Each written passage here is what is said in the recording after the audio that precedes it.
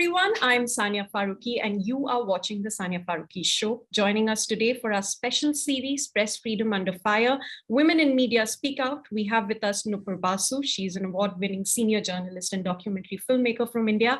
She has reported and filmed from India, Afghanistan, Bangladesh, Pakistan, Sri Lanka, Nepal, the United Kingdom and Uganda. Nupur began her career in the early 80s in the leading daily, The Indian Express, and later joined NDTV and was a senior editor with them. An independent documentary filmmaker, Nupur has directed Michael Jackson Comes to Maniganj, Lost Generations, No Country for Young Girls. In 2017, she was the executive producer for IAWRP-produced documentary film, Velvet Revolution, which focused on increased attacks on women journalists who speak truth to power. Thank you so much, Nupur. It is truly wonderful to have you join us today. Great to be on your show, Sania. It's doing really well. Thank you so much, Nupur. Nupur, I'm going to start with my first question. Reporters Without Borders has listed India under countries considered bad for journalism and is among the most dangerous places in the world for journalists. It currently ranks 142 out of 180 countries, and this leaves journalists, those who are doing real journalism, under constant threats and attacks. How dangerous is this gradual shrinking of what used to be a strong democratic footprint across the country? Extremely, extremely, extremely dangerous, Sania, and god-awful, if I may use a word like that. So you said that we are 142. It's been we've been sliding down rapidly. Just 10 years back in 2011, we were at 132. So just see the rapid decline of press freedom in India. It is absolutely, truly dreadful.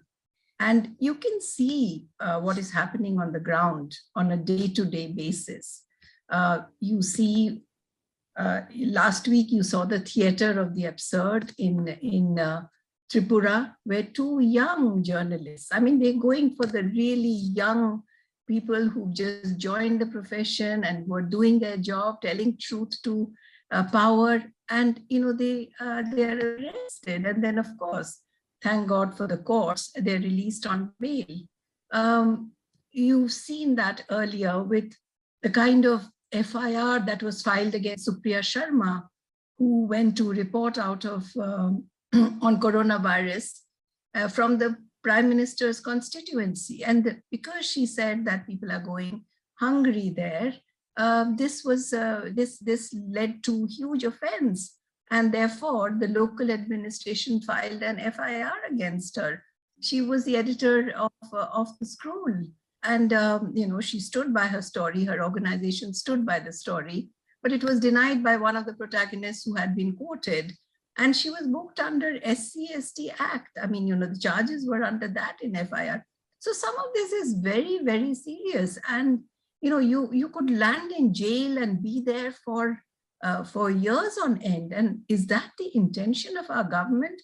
Is this what they want to do to women journalists in India who are just doing their job, going to the field? We know how difficult it was to cover the coronavirus, the pandemic in the first phase, and of course, the nightmarish situation in the second phase. In fact, because the government is attacking people like this, journalists, women journalists, now you have many who are coming out and saying it's women journalists who are the real heroines of reportage in recent times. And and then of course you had the Pegasus the scam, where another woman journalist, Rohini Singh, was one of those who had the spyware in her phone. And what had she done? She had looked into corruption in high places, alleged corruption in high places. I better say alleged here. I would always say alleged, but that was her story. And she was probing the Home Minister's son's wealth, the rise in his wealth, and also a senior minister and somebody who was close to the Prime Minister.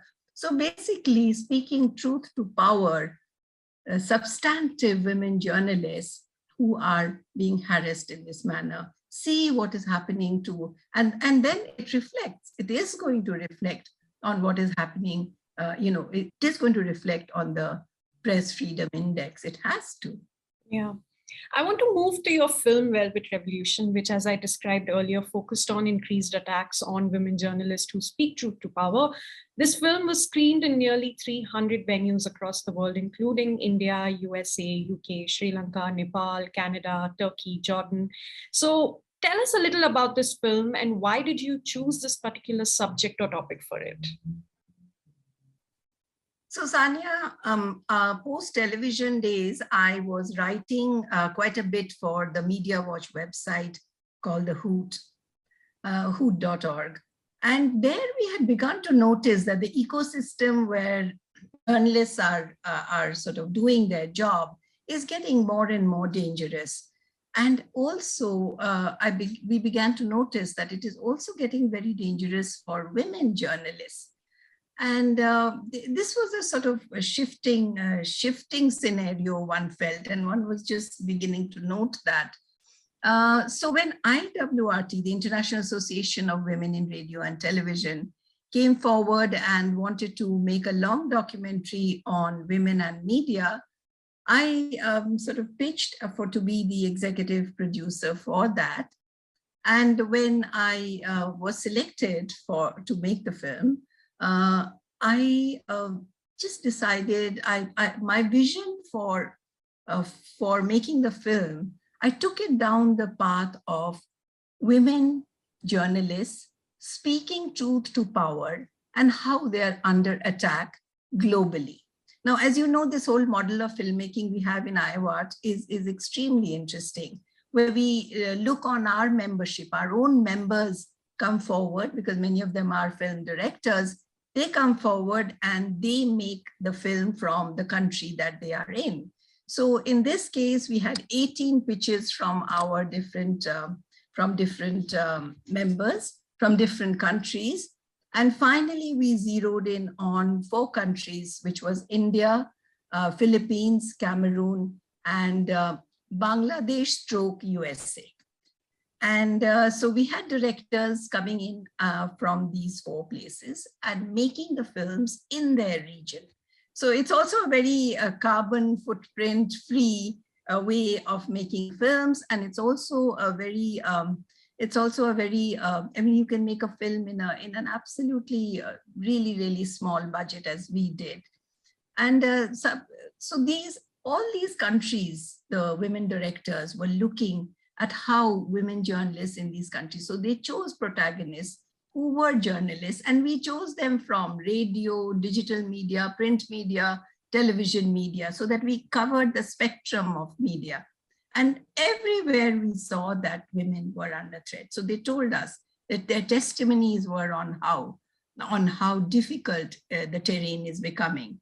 I also embellished it by doing interviews with a Syrian journalist, an Afghan journalist, Lise Doucet from the BBC, international correspondent, who's worked a lot in conflict regions, and the Panama Papers journalists, the women journalists in Panama Papers, and the sort of dangers and the kind of sort of attacks they were facing when they were doing their stories on Panama Papers. So it was a very, very interesting film. And then we traveled with it all over, as you have just pointed out, in various countries, and the appeal from the audiences, I mean, the response from audiences, we took it to students in movie theaters where people showed, academics, journalists particularly, and civil society and students responded so well to the film, because they said, we really didn't realize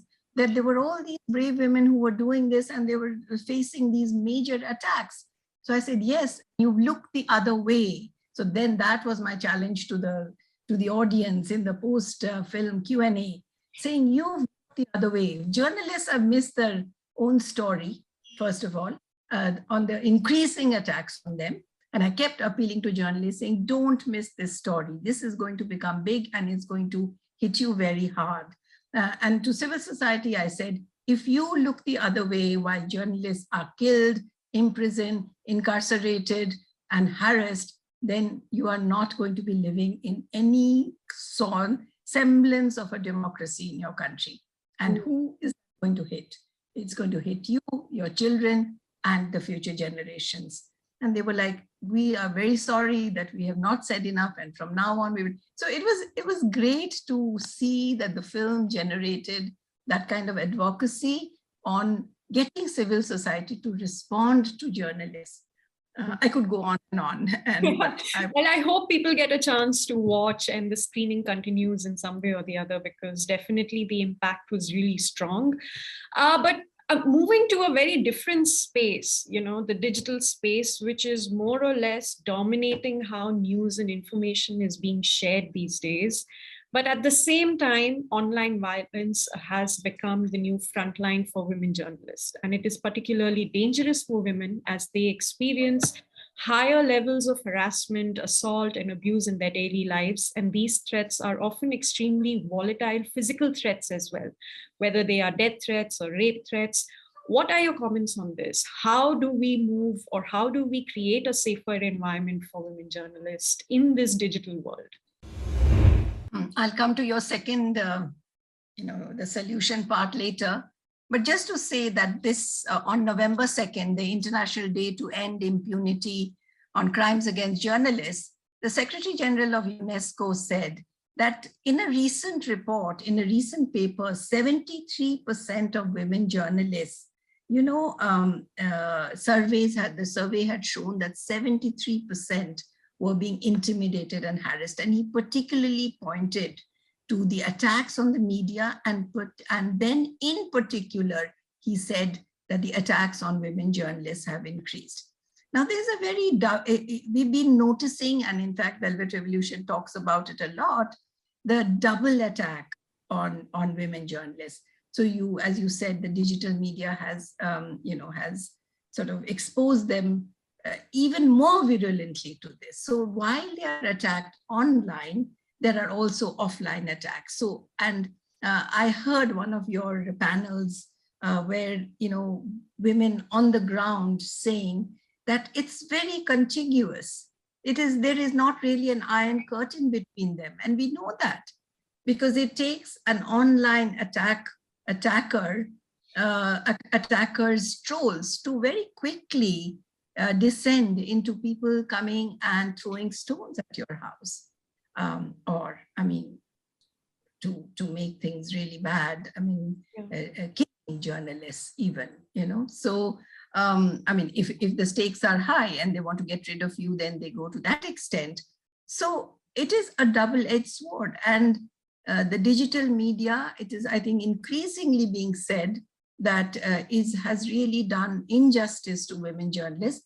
Not only women journalists, women activists, women lawyers, women in general, because, and I'm not saying any rocket science, I think we're discussing it ad nauseum, but we cannot discuss it, we should discuss it ad nauseum till it is actually rooted out and stamped out, the misogyny that prevails there.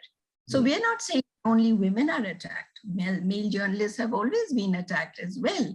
But online, the attack on the women have become really, on the women journalists have become very, so a male journalist will not get rape threats, kidnap of children. I used to in my, sort of talk say that, don't men have children? How come they don't get threatened with kidnapping? Not that I want them to, but I'm saying, why is the woman always the subject of character assassination, of misogyny of this kind, and receiving, and I'll share something with you that, okay, I've been in journalism for 40 years, 1982 is when I joined, which is probably before any of you were born or you were born, definitely not.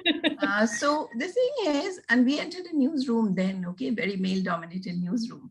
The point is that these, like attacks on women journalists, that time we just couldn't, this kind of attack, one could not imagine. We go through in 75 and we talk about the emergency and there were attacks on men and women journalists or whatever, but that was a different kind of, it was censorship, okay? But what we're seeing now is this physical threat, online, offline, and this sort of misogyny. So, I was about to confess saying that, and I always sort of say this, that, even in talks and everything, that, I'm not on any social media. Yeah. Hunt for me did not get me there, because I sensed very early that this is going to be toxic. And honestly, I'm just going to do my work in a quiet way, in whatever way I have had to do it on various medium. And I'm not going to be on this thing of how many followers I have. I know it's no longer possible when you work in the media, because you have to constantly tweet your story, and you have to be that popular. And I'm so glad that I'm not in that kind of active workspace anymore. Yeah. So I had the luxury of not being on it. As the Philippines journalist in Velvet Revolution says, that every morning I wake up and for breakfast, I eat threats. I do not eat my cereal, I eat threats as soon as I open my device. As soon as I open this device, I see this. So it's not me, the Philippine journalist, and all the other journalists were saying the same thing. Yeah. So it's virulent, it's horrible, and the mental, the trauma that women journalists are going through because of this, and other women activists, it's just unbelievable. I mean, it's a different world that we are navigating, that these young kids are navigating. Yeah. And a lot of these online trolling attacks or even offline attacks on journalists are propelled by right-wing extremism. In India, we've regularly seen journalists being attacked. How, or rather, why is India failing to protect its women journalists from such attacks and abuse? What is going on in the country? Why are we seeing this? Just anybody who wants to say or do anything getting away with whatever that they are doing? Well, there is a tendency of right-wing, sort of ascendancy, if I use a very formal word, everywhere in the world. You're seeing that. I mean, when you have the president, thankfully he's former now, of a country saying that journalists are the enemies of the people, who said that, no, Mr. Trump. What sort of signal are you sending the people? What sort of signal are you sending your followers who are waiting for a sentence like this, so that the next time they confront a journalist who's doing truth telling, they can bash their head against a wall, or gun them down, as they did to Gauri Lankesh in Bangalore, in this very IT city from where I'm coming to you. Gauri was a friend and a colleague for several years.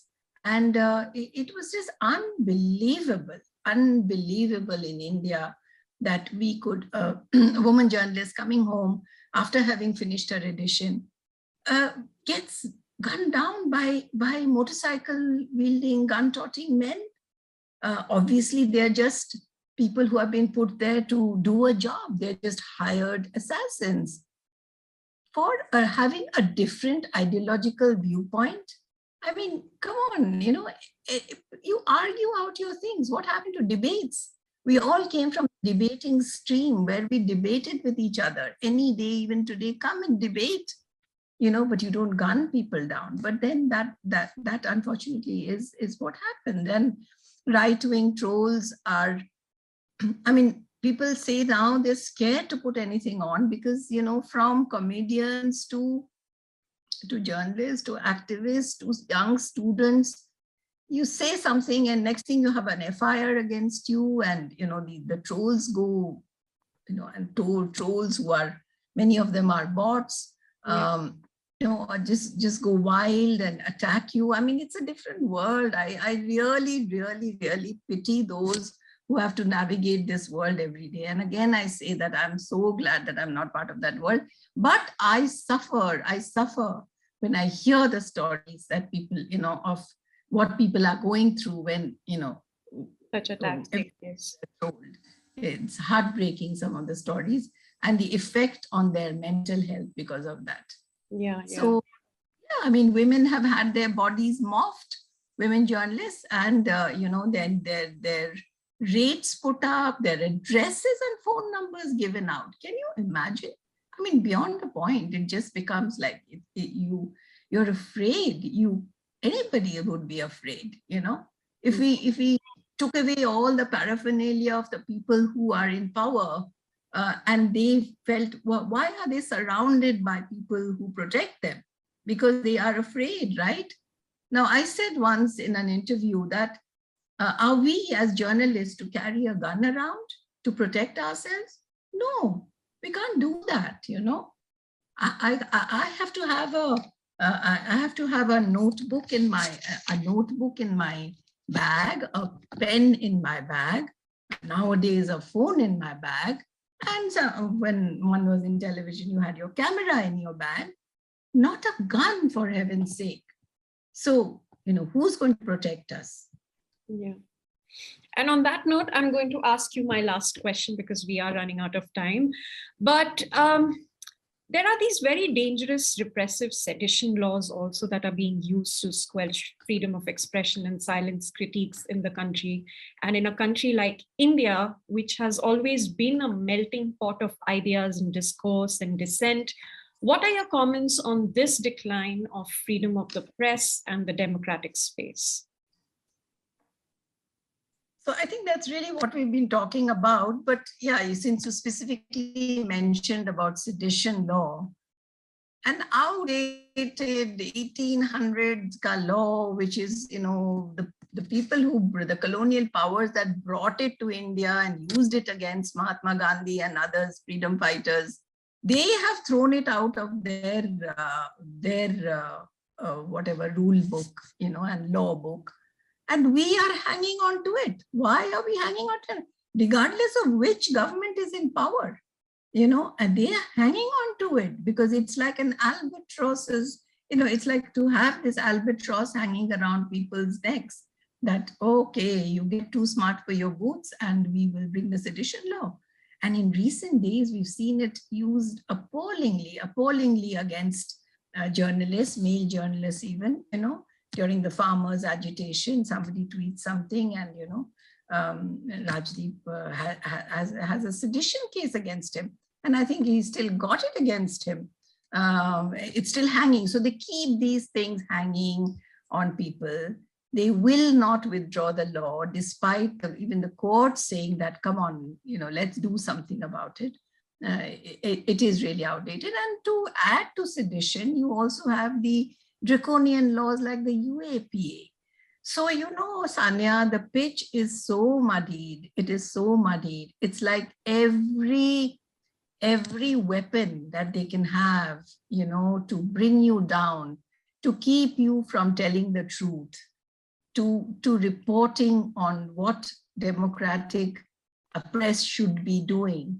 Why are we going to the field in these dangerous conditions? Whether it is the corona, whether it is during a war, or whether we are chasing, you know, whatever may be the situation that we are covering. Why do we do that? Put our lives and our families worried back home. Why do we do it? Because we've chosen to be journalists. You know, one thing about Velvet Revolution, I come back to it. Every one of the journalists who were interviewed, the women journalists, we asked them, we had one question to them. I told all the filmmakers to ask one question at the end to all of them, that would they have exchanged this profession for any other? And each one of them said, no, never. I want to be born a journalist even in my next life. And you know what the Afghan women journalists have been going through in the last, since 15th of August. Why 15th August? Even well before that. But post that, you know, they cannot work, they cannot go out. Many of them have had to flee the country. They never wanted to flee. They wanted to be in their country and work. So this is happening in our neighborhood.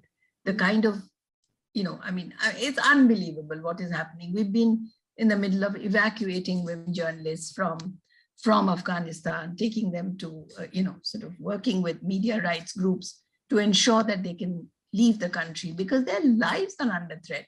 Yeah. There are images of Taliban coming to their door and looking for them and trying to hunt them down.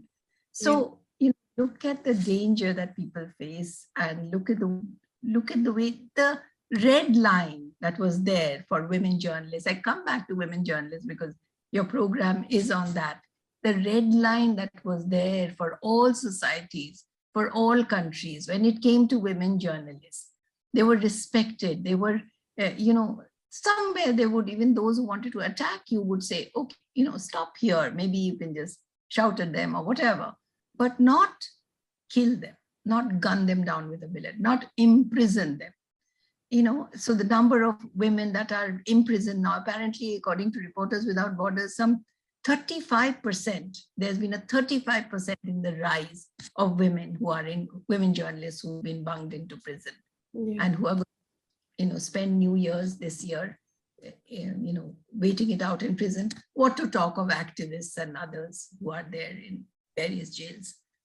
So yeah, very sad scene, very sad day for the media. But the positive thing is that women journalists and male journalists are pushing back. There are good, substantive journalists who have a conscience and who are not compromising, who are not afraid, and who are doing their truth-telling even now.